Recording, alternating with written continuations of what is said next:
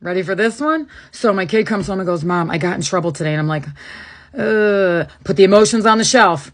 Oh, what happened? He's like, I asked a kid why he's so fat. Okay. Inside, put the emotions on the shelf.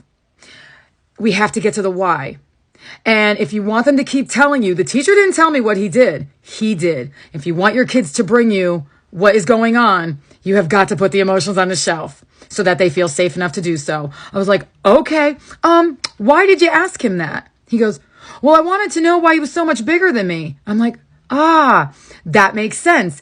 This little boy was held back a year, so he was much bigger than all the other kids in the class, including my son. I go, oh, that makes sense. So you wanted to know why he looked different than you. And he was like, yeah, that I get. So if we would have gotten caught up in the mean, in the punishment, which we will get back to, the words, then we wouldn't have been able to answer the actual question. I was like, oh, well, everybody looks different because of their family and their ancestors.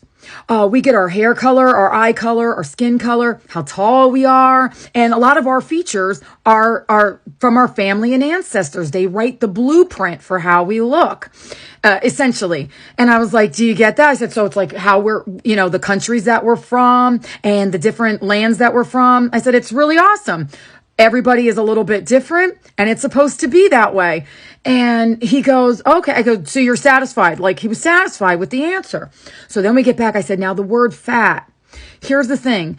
Just like ugly and words like that, they are made to be mean. They make people feel badly about themselves and how they look. So even though your intention was not to make fun of his body, it hurt his feelings that you were doing so.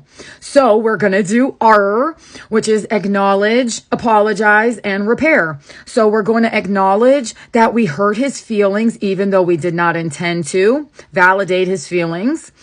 We're going to apologize. We're so sorry for that. And then the repair is we're not going to use those kinds of words anymore. And I also took it a step further. I get into the whole thing on my podcast. So many good lessons. But I took it a step further and I wrote a little letter to his mom. And just so that she knew what was going on if she wanted to talk to him, to apologize for and to explain what my son meant and that he is gorgeous and we're so sorry if that hurt his feelings, and I'm sure that would have hurt mine too. And going forward, we talked about not using those words like that again. And my son did not want me to do that, but we have to face and own and repair our mistakes. I hope